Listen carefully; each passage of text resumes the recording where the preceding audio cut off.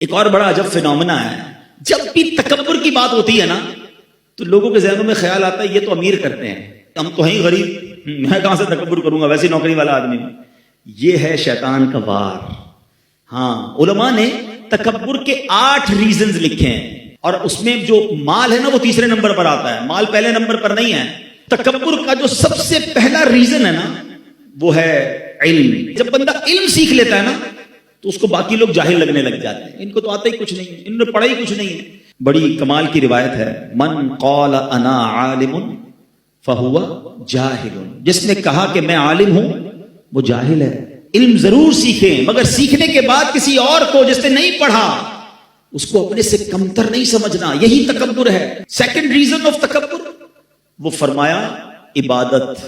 شیطان بڑا مردود ہے، پہلے تو عبادت سے روکتا ہے، اب جب عبادت کرنے لگ گیا تو اب اس کو تکبر میں مبتلا کیسے کرتا ہے کہ بندہ جب نمازیں پڑھے، روزے رکھے، صدقے کرے، تہجد پڑھے، اب اس کو باقی گھر کے لوگ، باقی دوست بڑے حقیر سے لگتے ہیں، یار کیسا آدمی ہے، میں تہجد پڑھتا ہوں یہ تو نماز بھی پوری نہیں پڑھتا۔ یو ہیو نو رائٹ، آپ کے پاس ایسا کوئی رائٹ نہیں ہے کہ آپ دوسرے کو حقیر جانیں۔ اور یہ شیطان کا بڑا خطرناک وار ہے کہ عبادت گزار کو تکبر میں مبتلا کر دیتا ہے۔ بڑا پیارا واقعہ ہے نا کہ ایک بار ایک بزرگ جو تھے اپنے بیٹے کے ساتھ کئی سفر پر جا رہے تھے، راستے میں مسافر خانہ آیا، باپ بیٹے بھی سو گئے، قافلے والے بھی سو گئے، تہجد کا وقت ہوا تو باپ بیٹے اٹھے، تہجد پڑھی۔ تہجد پڑھنے کے بعد بیٹا والد صاحب سے کہتا ہے، ابا جان یہ کیسے لوگ ہیں، کوئی بھی نہیں اٹھا۔ اب جو ابو جی نے جواب دیا نا، اللہ کاش یہ بات سمجھ آ جائے، کہ بیٹا تو بھی سویا رہتا تو اچھا تھا۔ بات آئی سمجھ میں؟ اب تو نے اٹھ کر تہجد تو پڑھ لی، مگر پڑھنے کے بعد تجھے دوسرے حقیر لگنے لگے، یہ بڑا پرابلم ہے۔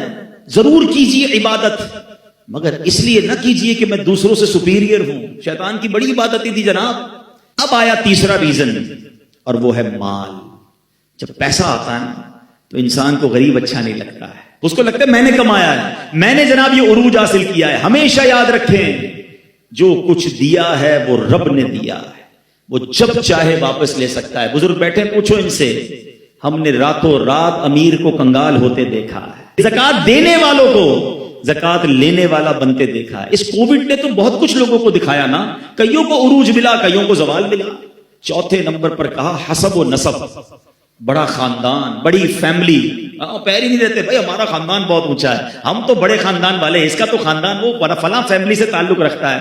اللہ اکبر، ذرا سوچو، میرے آقا علیہ الصلوۃ والسلام نے حجۃ الوداع کے موقع پر جو تاریخی خطبہ فرمایا تھا، اس وقت یہ شاندار اعلان کیا تھا کہ اسلام آیا اس لیے ہے کہ اب یہ جو حسب و نسب کا تکبر ہے، تفاخر ہے، اس کو ختم کرنے اسلام آیا ہے کہ کوئی قبیلہ کسی قبیلے سے افضل نہیں ہے، اللہ کی بارگاہ میں مقرب وہ ہے جو زیادہ تقوی والا ہے۔ مگر آج بھی یہ بیماری موجود ہے کہ میرا خاندان اونچا، اس کا خاندان نیچا، اور یہ حسب اور نسب بھی تکبر لاتا ہے۔ اور جو یہ حسب نسب پر تکبر کرتے ہیں نا فیملی وائز، پھر کبھی کبھی ہم نے دیکھا ہے ایسی غلطی ہوتی ہے کہ کسی کو منہ دکھانے جیسے بھی نہیں رہتے، پھر کدھر جاتا ہے خاندان۔ تو کبھی اس پر تکبر نہیں کرنا چاہیے۔ پانچواں ریزن جو علماء کہتے ہیں، عہدہ، منصب، کسی کو کوئی عہدہ مل جائے، کوئی منصب مل جائے، انسان پھر تکبر میں گرفتار ہوتا ہے۔ حالانکہ یہ عہدے، یہ کرسیاں، یہ چند دنوں کی ہوتی ہیں، اس پر تکبر نہیں کرنا چاہیے۔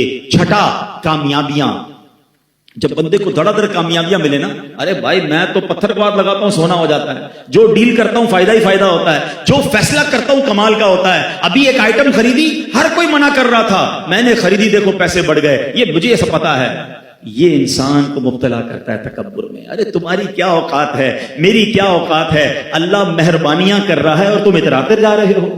ہونا تو یہ چاہیے کہ وہ عطائیں فرمائے تو ہم سر اور جھکائیں۔ دنیا کا دستور ہے، درخت پر جب پھل لگتے ہیں نا وہ درخت جھکتا رہتا ہے، جھکتا رہتا ہے، جتنا پھلدار ہوتا ہے اتنا جھکتا ہے، جس کے کانٹے لگے ہوتے ہیں وہ سیدھا کھڑا ہوتا ہے۔ کامیابیاں ملیں یہ اللہ کی عطا ہے، اور شکر کرو اور عاجزی کرو، اتراؤ نہیں۔ ساتواں سبب علماء کہتے ہیں حسن و جمال۔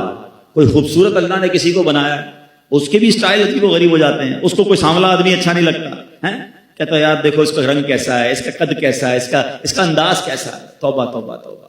ارے اللہ کے بندوں، اگر اللہ نے تمہیں اچھی شکل صورت دی ہے نا تو اللہ کا اور شکر ادا کرو۔ کہ اللہ زوال نعمت سے بچانا اور میرے مالک ادھر تو اچھی شکل دے دی، قیامت میں بھی چمکتا چہرہ دینا۔